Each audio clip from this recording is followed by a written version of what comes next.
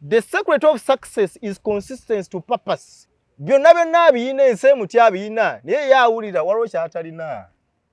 Okay. Otegedde? Waki bayita greed. Nze nakizula nti abagagga abasinga bali greed. If you were ambitious in the beginning, that's why yonna byolina kati. But bw'obanga oli greed, ne bana abaana bonna b'okozesa n'abantu bonna abakudipendingako tebaali badde oba tebaali badde basanyufu singa obadde greed. Yali ambitious okufuna ebyo byayagala n'accumulating a lot of wealth. N'azimba arcade, n'azimba ekizimbe kino na kino, n'akola byonna byakoze, naye abo abantu baakozesa oba abamuyambako oku accumulating that wealth. Bo boogera ki? Emisala bagifuna mu budde. Basanyufu nga balina okubeera. Gwoba oli oba ennyonyo zirinnya abantu abakulaba balowooza nti gwe watuuka wambala. Naye nga gwe tonnakiwulira. Kati bw'obanga olina ebintu ebyo abantu abakulaba balaba nga ddala oli mumativu watuuka. Otegeera? Naye ng'ebyaddala era naawe osigala oli mu struggle. Kyekyo kye bagamba nti ozaalibwa okaaba n'oyita mu nsi eno ng'ekutulugunya n'ofa ng'okola ki nga toli mumativu ng'okaaba. Before anything else, preparation is the key to success. Kale mbaniriza nnyo amanya ddoboozi nga bulijjo yenze Shedik Smith era nga nabasuubiza tugenda kuba tutunuulira emiramu egy'enjawulo ate nga nkukyaza n'abantu ab'enjawulo naye nga mu bid kuzimba eggwanga lino okwongera okuba toozi okuzimbira ddala mu bannaffe abali mu nsi ez'enjawulo n'okusinzira nagye musinzira okuba nga mutulaba tugenda kuba tuleta emiramu egizimbira ddala eggwanga egizaamu amaanyi ate n'egyo egisomesa mwenna abali eyo ng'oyagala tutandika bizinensi oyagala kubanga weezimba oyagala kuzimba nnyumba oyagala kufuna capital okola otuuka mu bizinesi egenda mu maaso ebyewamwe bye bikutawaanya oba ssente zo tomanyi ngeri yazikwasaganyamu saga tugenda nnyo ku bya buwangwa tugenda kuba nnyo nnyo mu bitabo ab'ebitabo bagamba ki spiritual tuyinza kwebuuza tutya engulu oba okwebbuulula mbaniriza nnyo nnaku olwaliro sirinze kandi n'omukulu amanyiddwa nga SSEKA bagenda amanya agagenda kwayongera okugatubuulira muno gakubamuko ttooki n'okutubulira lwaki ero gwe tukyaziza because aboogezi bangi abamanyi saabogezi abamanyi people that thinkers people that know are very many naye tulina ensonga kiggwe gwe tulonzeeyo mubangi okuba nga otwegattako ku mukutu gwaffe guno mugatta bantu era naddala ddala wano ku Let's Talk nkwaniriza nsanze okukulaba ssebo Smith amannya nga bwagambye nze SSEKA bagenda ndi musajja muwandiisi ate nga njogera ebigambo ebiryowa abantu emyoyo mu nsi muno mwe tuli ensi yakulwana naye abantu abasinga tebamanyi ddala obulamu bukwata ku ki. Abantu abasinga balowooza Smith wano we bamulaba Katonda yamuwa omukisa yensi bwetera okugamba n'agenda mu bintu bibino n'atuukiriza ebirooto bye. Naye kitwese olunaku olwaleero ogambye bantu bangi nnyo aboogera abagezi bangi naye lwaki nze ekinfuula ow'enjawulo ekifuula bagenda ow'enjawulo kwekkiririzaamu. There are very many people who are wise out there. Abantu abali intelligent, abantu abakoze research, abamu ba professor. Naye nga we have very many professors nga tomulaba nkuwadde mu kamera yo nga tomukyazangako nga ne obwino gw'alina ebiseera ebisinga oba amutwala mu lecture room oba alina gy'abyogerera eyo walala nyensi temutegedde. Naye neebaza Katonda nti mu bantu bonna abagezi enkuyanja Smith osazeewo nze mbanjijja tutandika olugendo luno. Kale awo wenyine tugenda okuba nga tutandika olunaku olwaleero topic yaffe gye tugenda okuba nga tugaayagaayamu oba nga tukubamuko ku ttooki emanyiddwa nga who is rich. Ani mugagga. Ebintu binnyo byogerwa era obugagga bupimibwa ku bintu bingi okugeza okuli ebyobugagga nga ssente monetary okuli ebyobugagga ekyanise wealth things that are accumulated over time okuli ebizimbe real estate okuli amataka okuli amamotoka okuli amayumba okuli engatto engoye computer laptop kamera oba oli awo ne pride. Ani mugagga. Who is rich? Era obugagga kyeki? Bo obugagga babupimira ku minzaani obugagga babupimira ku ki oba bagamba muno famire yawo bagagga kyokka ate yo ng'omuntu si mugagga. Awo enjaga tutandikira omulamu ogwaleero. Abantu bangi bampita mugagga nenze we neekuba mu ttooki ndaba nga ku akawunti yange tekuli ssente ningamba kyekimpisa omugagga ndabika kiki. Kaakati obugagga kintu kigazi ne engeri gye tuli mu nsi nga ensi ekyakula abantu abasinga tebamanyi bugagga kyeki. gwe munnayuganda engeri gy'olabamu obugagga oba kyolowooza nti bwe bugagga ate abantu abali mu nsi ezaakula sometimes si balowooza nti bugagga.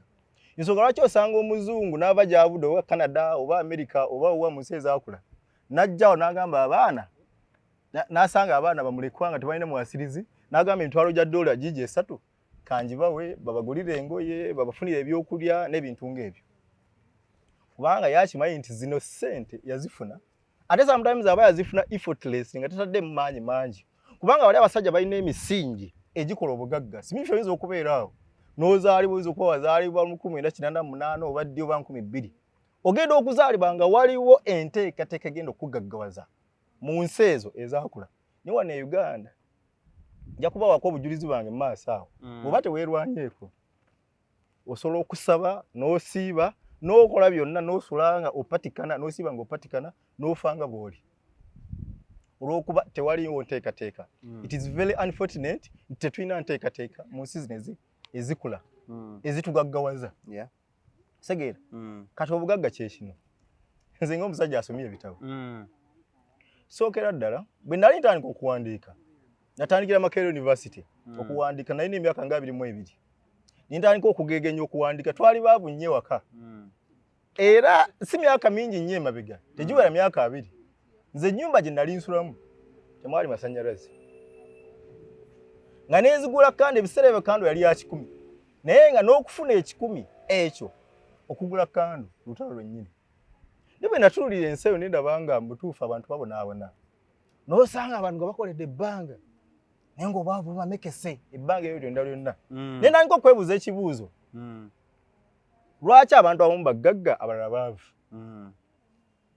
natandika nina amaanyi mangi nali Makerere awo nga tuwandika speech bagidi president nateekako bagidi president nga basatunze kubanga kosi yange yali ya myaka 3 naye namaliriza ndowooza namala Makerere University emyaka 5 namala emyaka 5 ng'olwo nalonna ate nga kosi ya myaka 3 olwo nga waliwo ekimpalawala nga ndabye endowooza ebintu by'okutuula mu bitabo bino ndowooza si bye bigenda okumpisaawo si bye njagala nentandika okuvikitinga n'ebitabo nentandika okubikula ebitabo nentandika okusoma ebitabo by'abasajja ab'amaanyi be neegombanga nga ngezaako kizuula lwaki abantu abamu baavu abalala bagagga so bidi eno badizaya y'okusoma nentandika okusala lecture nentandika okwebuzaabuza nentandika okutambula Uganda eno yonna yonna nga neebuuza why are some people successful ate abamu nga baki nga baavu omwaka ogwasooka nalina amaanyi mangi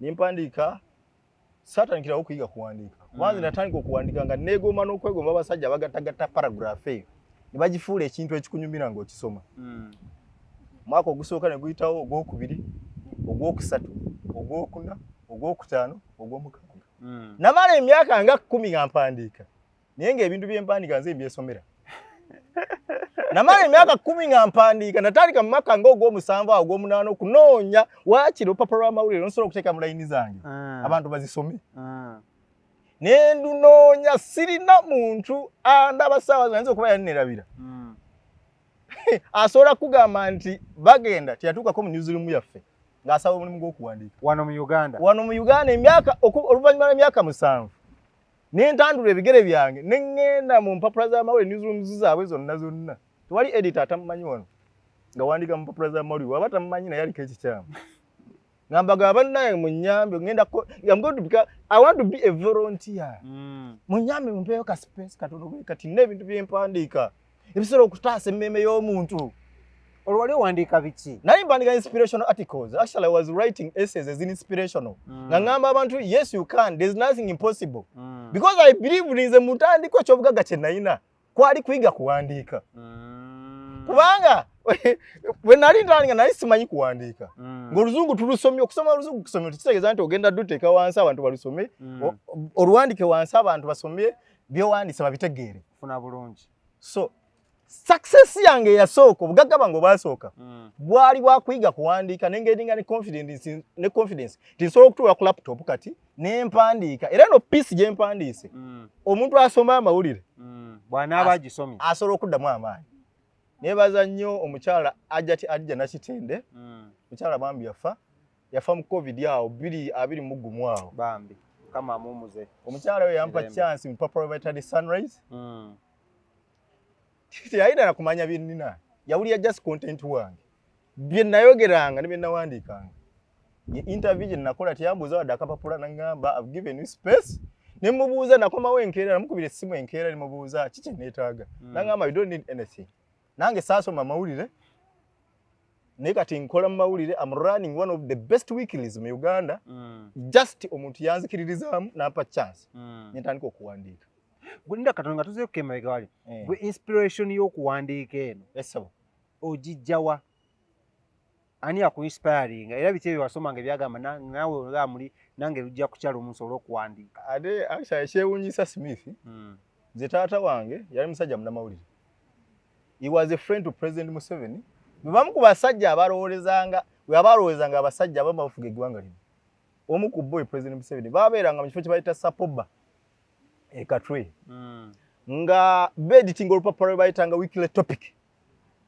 topic olupapula olondooza lwali lwa mukulu Bidandi Sali ne mukulu Kivejjinja then eyali owookusatu in the pecking order yali muzeeyi wange bayitanga John Bagenda Mpiima omugenzi kati omusajja oyo yakulirako Uja Uganda Journalists Association n'abeerako president wa USIPA yafa ino olupapula olulwe yaliko editor of the people olupapula abasajja abantu abaliwo ku mulembe gw'obote olupapula omulumanyi yali musajja w'amaanyi so ekisooka ndowooza nalina ekitone ekyokuwandiika bakiva mu kasaayi ndowooza kyali mu musaayi okitegeera so I drew the first inspiration maybe muzeeyi wange wawe yali munnamawulire he was a successful journalist bwe bamu ku basajja abawandiika mu mpapula z'amawulire ne bazimba amayumba ag'amaanyi funa bulungi nnyo bwe bamu ku basajja abawanika mu mpapula z'amawulire ne bavuga amapotoka ag'amaanyi bwe bamu ku basajja abawanika mu mpapula z'amawulire ne batambula ensi yonna eno okugimalayo ningamba ekitegeeza muzeeyi wange wabanga yakola mu mawulire n'agaggawala to that extent n'akola emikwano to that extent babinaayisa baani abasajja abo bonna gyali mikwano gye nentandika the first inspiration ekyampaliriza ekyasooka yali muzeeyi wange naye nali mmanyi ze muntandikwa nga sinnakula before I matured in my subconscious mind nali mmanyi nti bw'obanga bakuzaala ku nnyanja oliira naye ate munange bwe nayingira amawulire oba bwe nayingira okuwandiika nentandika struggle yange nentandika okulwana okwange almost nabeerako nagenda embaale nensulawo ku mbalaza nensula ku mbalaza e Kampala wano nengende Jinja nengende Fort Portal nengende Masaka nga mbunda nga nzunga era singa nali simanyi nga gye banoonyaamu kubeerwa gye banoonyaamu success nali givings up nali lowoozeza nti ndowooza nasiraana waba nkolimira awo ennyini nnyinyi tuddeyo kati tuvugemuko ku speed katono nnyo tuddeyo tugende wali ebyo byonna byonna obyogera naye bicontributinga ku muntu okubeera omugagga kati wali emabega twali tugezaako okunnyonnyola omugagga yani awo enjagalira ddala awo kunze okusinza ku experience yange kunze nga nze bagenda obugagga ndowooza kantekewo ekigambo success okuwangula Smith wali otandika okukwata kamera eno oba okuwoninga kamera zino z'olina oba okubeera n'abantu bano b'okozesa essaawa zino tiwabalina mu ntandikwa tiwalina na busobozi bw'olina kati maybe oyinza okuba mutandikwa tiwayagala ssente nga wayagala kubaako kyokolera ggwanga lino n'ogula kamera n'otuyita ffe babagenda abalina amagezi n'obaako ebibuuzo byetubuuza n'otuleeta tusomesa abantu abalala kati kuggwe oyinza okugamba obwe buwanguzi bwo kati nange mutandikwa obuwanguzi bwange bwali bwakuyiga kuwandiika ate bwe nnamala okuyiga okuwandiika laba nempasa nenfuna abaana nenkizuula nti wadde njiza okuwandiika neetaaga ssente awo nkufuna bulungi nnyo kubanga ye omuzungu according to dictionary alina engeri gyakola kijja describingamu okukola obugagga era mbadde njagala nkisomere wano abantu ye omuzungu agamba bw'ati having a great deal of money all assets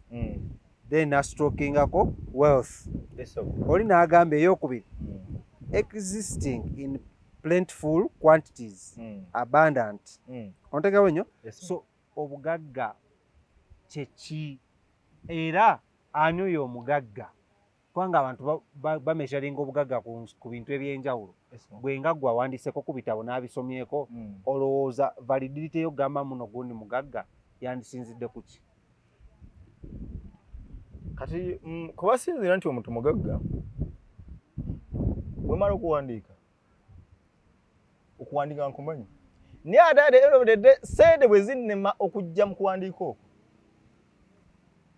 bwe nnemata okufuna obwongo bugamba nti kangattegatte byempandiika bino becoming professional nenfa nga sirina kennina oba nenfiira mu muzigo oba nenfa kugamba nga nempala nzikubabiraka nenfa ngengategwa lubege nenfa nga sigudde mu mukwano gwa ddala nga sifunye mukyala oyanjagala nga alina willing okubeera nange emirembe n'emirembe kitegeeza wadde nasobola okuwandiika ne saasobola kukumaakuma bintu byennina obwongo obwennina okubaako ebintu transmitting that knowledge that I have into material things ebintu ebirabwako simifu oba oyimiridde awo nga tetunakutegeera tusobola kumanya nti olina ky'olina paka tutegeera nti ddala oyo Smith ye nannyini media eno tutandika okujajinga fe tujajinga fe mu nsi tukyajinga ngamba akavubuka okalabaako oba akasajja ako kasajja ako akampi okalaba oba akasajja akatono okalaba ke kananyini media eno ke kakozesa abantu abo n'enkuyanja ke kaliisa abo bonna abantu bakulaba nti oli mugagga batandika okiyita obugagga so according to you buli muntu alina okwebuuza eyo gyali yeebuuze kunze alina okwebuuza ye nga ye what is kinze kyempita obugagga nina abasajja bembadde nabo mu nsi muno nyense batya nyenserowooza bagagga naye nga bwemutuukirira ebizibu byayo tasobola nakuwa mutwalo tasobola nakuwa mitwalo ebiri ne bwemukubira essimu ng'olina ekizibu kya mitwalo 10 oba 5 agamba badde nakasasula amasannyalaze ga mitwalo 5 waliwo actually babadde bamanja license zino na zino badde nina byemmaliriza ateekamu n'ekyabaana okudda ku ssomero n'ebirala bingi so obugagga is achieving ekyo ky'owulira nti oli mumativu nakyo ate bw'omala okyachivinga bw'omala okituukiriza olina okuba ne ssente enkalu bw'oba tozirina kkiriza obagamba people will not accept it nti oli mugagga ate tuwulira muno obugagga bwe babupimira ku bizimbe buildings real estate mayumba apartments abo bosi bagagga ng'ensi bweraba naye ate bo ku mitima gyabwe bawulira tebali contented nze njogeranga omuntu asemberera abantu abo byonna abiyina ensi emuti abiyina naye yaawulira waliwo kyatalina otegedde waki bayita greed nze nakizuula nti abagagga abasinga bali greed ate unfortunately nti abantu abamu abatalina mululu mu basimiifi abayamba abantu ababeererawo abantu ebiseera ebisinga mufa nga temufunye ebyo bye mulina kuba oba bye mwayayaanira mu ntandikwa okufuna anti abantu abamu bagamba baconfusing ebintu bino bibiri greed ne someone being ambitious birina enjawukana oba birina enjawulo to be ambitious waliwo enjawulo y'amaanyi if you were ambitious in the beginning that's why olina by'olina kati but bw'obanga oli greedy ne bano abaana bonna b'okozesa n'abantu bonna abakudipendingako tebaali badde oba tebaali badde basanyufu singa obadde greedy wali badde tolina koobawa kyogamba bagagga tebalina bye bakozesa balina bye bakozesa naye gwe wali obatuukiridde wali otuukiridde bye bakozesa abo n'obabuuza lya side of sorry basasulwa bw'okuba akasimu ng'okubira we g'oyita mukamaawo ng'olina akazibu ka ssente ntono nnyo ka mitwalo 2 oba 5 oba 10 oba 5 akuyamba kati waba takuyamba kitegeeza oyo your employer is greedy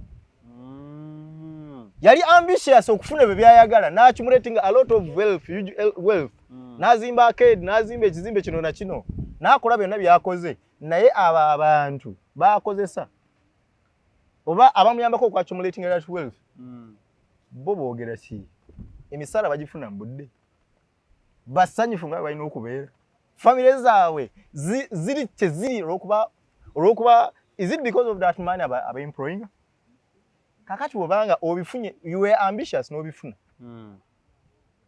obifunye okozeseza actually you applied all the principles of success and you accumulated your wealth bw'omala okutandika okubikwatako biwanoonya abantu abakwetoolodde engeri gy'obayisaamu engeri gy'otabawa misaala gye bakolera engeri gy'otayimirira n'abantu abo abaagala oyimirire nabo singa tokikola oba greedy. But being ambitious can lead you into whatever you want in this world. Era I urge nkubiriza abantu bonna abali abatulaba olina okuba ng'oli ambitious ng'oyagala. You must have that desire. Olina okwerekereza otulo, olina okwewaayo n'okola buli kimu ekisoboka okulaba nga ofuna ebintu byo byewaleeta mu ntandikwa. Bw'oba wabiroota n'osigala nga otudde nga weebase mu buli togenda bifuna. Bano ba Smith abeewaayo wadde bayinza okuba tebalina magezi mangi nnyo mu ntandikwa naye ne beewaayo ne bagamba nina okukifuna ekyo be bakutte ku bintu byabwe. Naye bw'omala okubifuna ng'okutte ku ssente ezo otugenda okulabira omululu gwo. Abantu ennyanja y'abantu abakutunuulidde abasinga banaku 99% of the people in this world si mu Uganda wokka bali abo batunuulidde only 1%. Akatundutundu ako akaba Bill Gates bakirumira abaawano basudirwa abaawano basimisha abaawano abalina kamera. The other 99% tutunuulidde mmwe mugenda tubeera. But you people are greedy. Can someone be rich and not be greedy? Kisoboka. Uje bali naye batono. Ng'omuntu mugagga naye nga talina mululu. Ng'ayina ebintu. Ensi byeraba n'etya. Abo nno batono. Sinza ku research ye nakola nkyakola okunoonyereza kwange. Saagala nkole conclusions ku bantu abamu bajajinge nga sinabeetegereza bonna. At least ku 99% jaga netegerezeka abantu nga 7 ku 10. Ne sofa noonyereza ku bantu nga 4 ku 10 abagagga. Ne nkizuula and really most people who are rich, especially in Africa, are greedy. Ate omanyi obugagga buno bwewuunyisa nga bwe njogera ku bugagga kinneewuunyisa. Ddala abantu abo abagagga n'engeri omuntu gye twandise determinants ezita omuntu gamuno kati omugagga abasinga abadirayitingira mu mataka. Mwe tubaddeko kuba amayumba nabitinaddinga mu mataka natuka n'okutta abantu olw'amataka. Okitegedde ettaka just naye bagenda kuzika mu mukaaga ku mukaaga. Can land determine someone obugagga bw'omuntu nabanga talina cash nabanga talina bizimbe kisoboka. Kisobokera ddala kubanga bw'obanga olina ettaka obanga wali wubutanya nga walibba obanga waligula. Actually omuntu yenna ali eyo tetujja kutuukawo leero naye buli muntu ali eyo mbadde nkukubiriza okole buli kimu ekisoboka okulaba nga oinvestinga mu ttaka ng'ogula amataka. Kubanga ddala bw'oba olina amataka Smith oba olina emmotoka 8 nga nze nina amataka gange agawera ku mba nkusinga obugagga kiriza obagaana. Nze nakulira Kabowa ebiseera ebyo poloti nga we nakulira nga poloti osobola ogifunira kakadde ku mitwalo 8-7. Waliwo ne Kabowa wa? Kabowa. Naye essaawa zino nze we nakulira okulamuzaawo tosobola nakulamuzaawo oba oli muwejjere. Oba totambudde na bukadde 4 oba 5 togula we nakulira. Naye nga luli ffe ku bukojja ewaffe twalina amataka twalina ettaka ddene era bakojja bange baatunda ettaka nnyo nnyo myaka gy'ekyenda awo. Baatunda nnyo ettaka naye nga balitunda kakadde kamu 7,000 ne 40 ng'ofuna. Naye essaawa zino baatunda 40 wa bukadde 3. Kitegeeza nti gye tujja myaka nga 2 okuva kati myaka 10 myaka 15 asatu we bagula obukadde 3 kati wajja kuba wabuumi nga buna. Smith oba tonna gula ttaka gula ettaka. Olinganga agamba muno people should invest mu ttaka.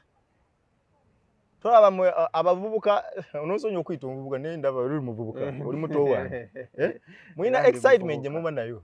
Waliwo omuntu eyayingira mu mirimu gy'okola Smith agamba naye kantandike kangule kamera ngenda kukola bikimu okulaba nga ngula kamera mmala ogula kamera noonye babagenda babeka emboozi ze bampa bwe bamala ozimpa oba ne zinkola kye zinkoledde nabo ne zibakolera ngangulayo akamotoka ak'amaanyi awo ngangula Aria ngangula V8 ngangula Prado ngangula Mercedes ngangula kino.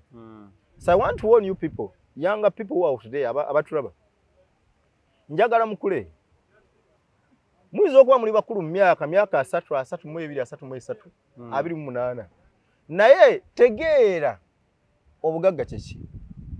Obugagga ate ku bantu bonna abanoonya obugagga. Obugagga kitegeeza n'obugagga babunoonya.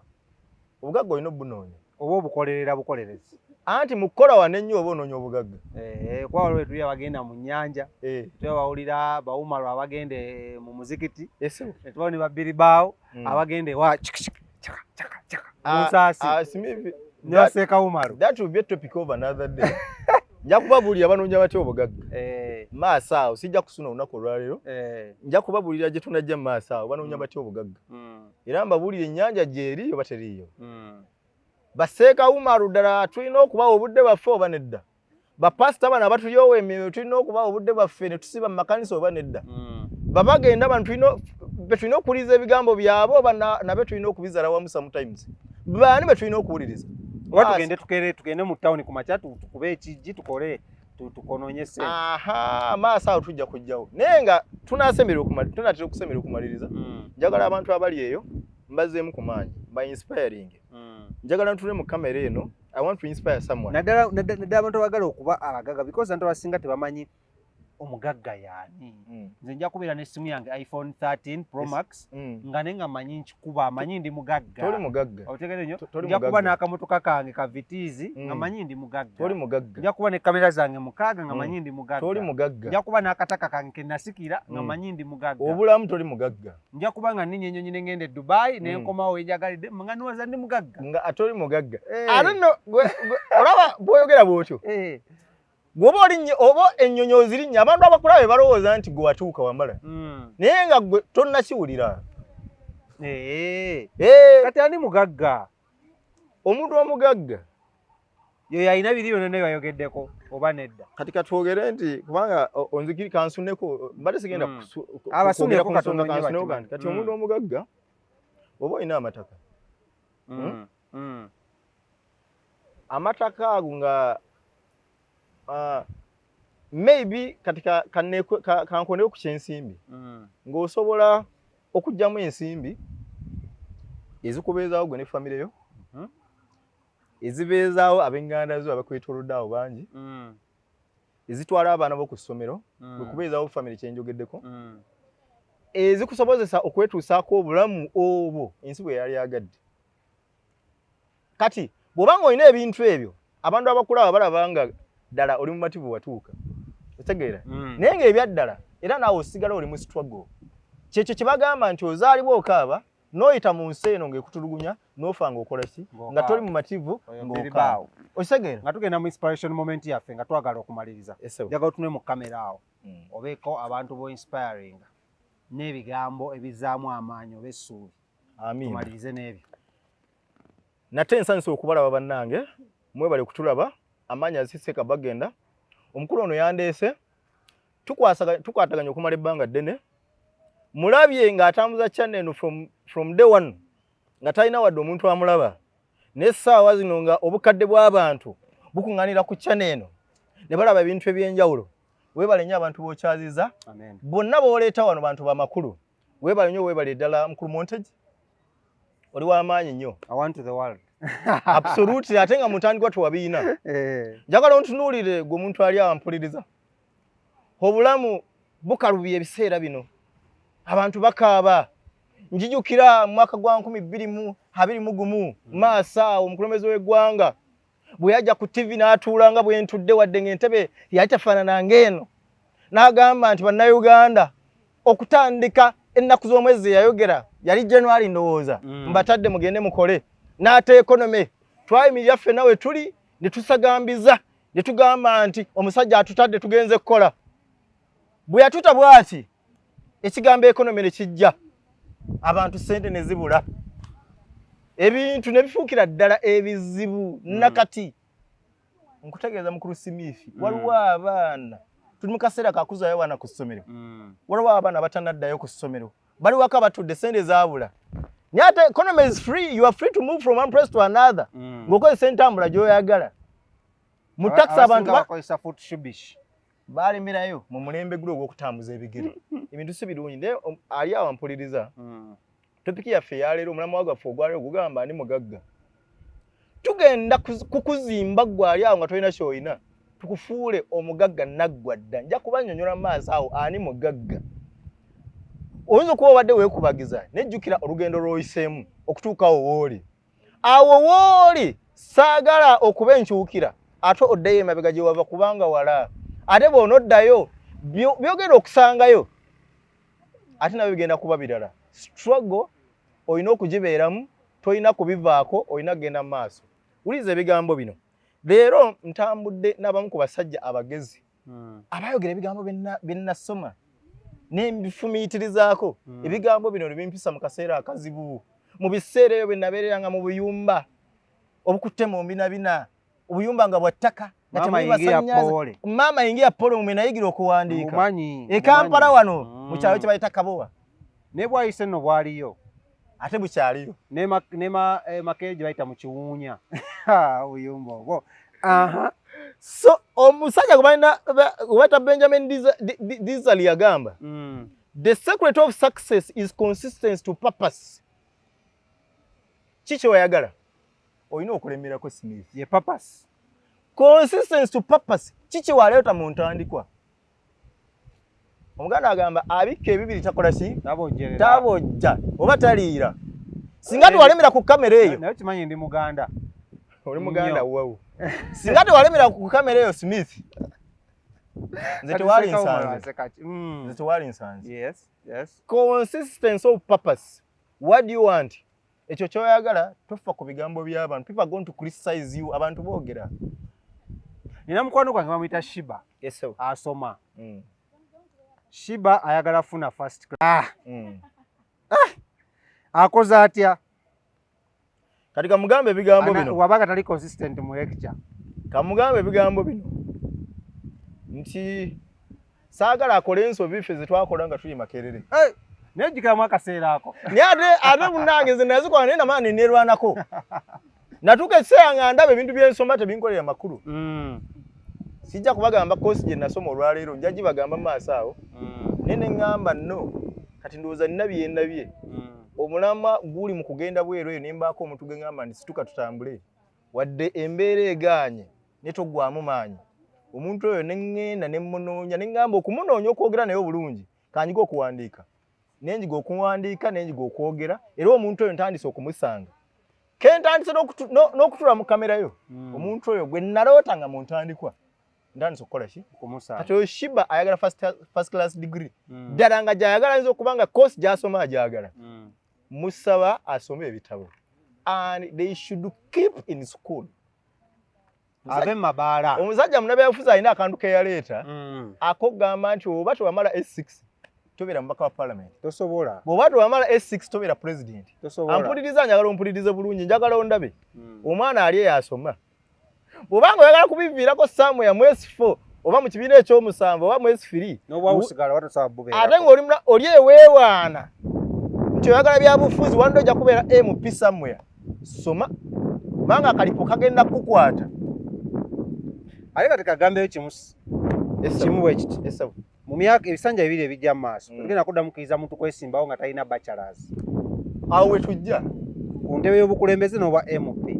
Kati Shiba gongambye gatwa ali yatulaba. Shiba soma ebitabo. Singa tetwerwana kufa abaasala lecture. Singa twetikka migugu somewhere. Singa twalemera ku street. Singa tetuli kino. Singa tetulina amaloboozi makalangufu nga gano. Singa tetwogeza buvumu nga bwempulira kati. Nale badde nina gye nadda nga nnunda mbizi oba mbuzi oba nte. Niyo olw'okuba nakitegeera nti nakolamu ku nsobi ne ŋŋamba no kanneesitule kanneekasuke ngende mu bintu byange ne nnwana mu kwejjusa okw'amaanyi. Ensonga lwaki ondaba wano. So Shiba ali yampuliriza bw'obanga ekigenda okubeera bitabo biremereko. Lemera ku bitabo kubanga ne bana byabufuzi ffe nange ne muna byabufuzi kye tusindika education system eri wano eri very irrelevant. Naye because tukiremeddeko kubanga tumanyi kye kigenda tutaasa kitutwale mu bugagga obumu bwe tusanga mu byobufuzi. Obugagga obumu bungi nnyo obugagga obuli mu byobufuzi. Naye oba tosomye ogenda kubeerayo. Togenda kulemera ggwanga lino. Tumiddeko abantu bange abandaba ababusiro South. 2026 mutulabirenga ddala tujja. Nja kwogera engeri gye nafunamu erinnya SSEKA bagenda. Oba nkyogereko leero ndowooza mu episode eddako. Olw'obudde sigenda kwogera. Abamu obubaka bw'oyagala obbalekera bwe about consistency. Consistent to purpose. To purpose. Essebo. Okulemerako oba ekintu okikola buli kanaku nga tokivaako despite the fact nti olina by'oyitamu. By'oyitamu byonna. Wuliriza ebigambo bino nga tumaliriza. Before anything else, preparation is the key to success. nga tonnagenda ku kintu kirala kyonna okwetegeka is the key kyekisumuluzo. Tubugagga wakiise bugagga nze nkiise success gwagambye ani mugagga kati nze ngambye ani succeeding ani awangula. Weetegese omusajja omu omugezigezi yagamba singa bamulaga omuti nga munene ng'ogwo oguli awo ng'ogwo omuvule omuvule oguli awo ne bagamba guteme ne bamuwa essaawa 6 amala essaawa nyanga ng'awagala mbazzi n'agutemera essaawa ezo. Abantu abasinga temuwagala mbazzi. Alumba bulumbi n'atema omuti n'embaze tayimpagale. Ogwo omuti ojja gumalako emyaka 2 ng'ogutema. Ojja naguva nako. That is kye bayita okugiving up. You will give up nga tosudde muti ogwo olw'okuba teweeteekateeka. Ebigambo bye bisembayo nga tumaliriza. Abavubuka naddala eri abavubuka. Kale bannange ebiwooma biggwa byokya. Nsanyuse nnyo mukulu Smith okunkyaza olunaku olwaleero. Tubadde n'akaseera akatuufu naye nga mmaliriza mbasaba abavubuka abali naddala abavubuka kubanga abavubuka emiti emito gye gikola ki? Giggumiza ekibira. Oli myaka 22, oli myaka 23, oli myaka 24, oli myaka 25. Tonnaweza myaka 3. Tulina ebintu bye tugamba, tutandise okubigamba, ogenda bisuula muguluka, you take them for granted. Naye kigenda kunnuma nnyo ng'owezezza emyaka 4 nga wejjusa ebigambo bino. Bw'olaba omuntu ng'akusinga ku myaka ne waba mwavu, n'akutuuza wansi n'agamba Smith, ekkubo eryo y'okutte, ekkubo eryo ffu. N'omugamba kadugwe muzeeyi. Muzeeyi n'eggaali yakulema okugula biki by'oŋŋamba. Omuzeeyi oyo akugamba ekyamwavuwaza, tuula wansi omuwulirize. Ayinza okuba mugagga, muwulirize akugamba ekyamugaggawaza. Bw'aba mwavu muwulirize akugamba ekyamwavuwaza. Abantu bonna abakulu tubawulirize n'abantu aboogera ebigambo nga bye njogera tubiwulirize. Tutandise olugendo lwaffe olututwala ku kwesiima. Ngenda kufuula abantu great. Greatness ekigambo ekyo mu dictionary mwekiri. Era naawe omanyi greatness ekitegeeza. Naye abantu abasinga mu Uganda tebali great. Tulabye abantu bemutendereza bwe tubasemberera tulaba buntuntu bantu bitundu by'abantu. Kati twagala okutandika olunaku olwaleero tusomese abantu kye bayita obugagga obw'ensibo. Era bagambe buli lwakusatu tugenda kwanga tukikola. Buli lwakusatu tuli wano teganga koze era batega. Era batega munnange kuba bafuna notification. Oyina okutega turn on your notifications buli lwakusatu. Ogenda kufuna ka notification akakutegeeza nti SSEKA bagenda ne Smith bakoze eki batuuse batumbudde olize ebigambo bino. Leero mbadde mu Nyanjula sina byenjogedde by'amaanyi naye wiiki ejja n'ebibuuzo bye mbuuziza ebimusibizeemu nkikoze kagenderere ssebo. Nkimanyi bulungi naye wiiki ejja ku Lwokusatu bagenda tugenda kwa tusumulula. Tulina ebibuuzo bye tugenda okuddamu. Twagala for the first time abantu bagenda kuwuliriza ebigambo ebibagaggawaliza ddala ebibafuula great ddala. Kyano eno yokka yegenda okikola kiwali wala gy'ogenda kisanga ate nga sinnaggalawo kambabuli ebigambo bino. Titugenda kubuulira abantu engeri gye basaasaanyamu ssente zaabwe. Tugenda kubuulira ssente ezo zifuna otya gw'omanyi engeri gy'ozisaasaanyamu. Tugenda kubuulira okola otya ssente. Kale wetyo tubadde ne SSEKA bagenda manya yenze Shadik Smith nga bulijjo abadde ku kamera amuyita omukulu Bilbao Arizona Lens. Twamuwadde erinnya eppya lya Arizona kubanga ayagala nnyo akazinga up Arizona. Then n'omukulu amanyiddwa nga Umal mukwano nnyo gwa Shiba. Oli gwe tubadde twogerako ayagala okufuna first class degree. So katukwatagana takuma mpeera abakumire busibe bulungi mweraba.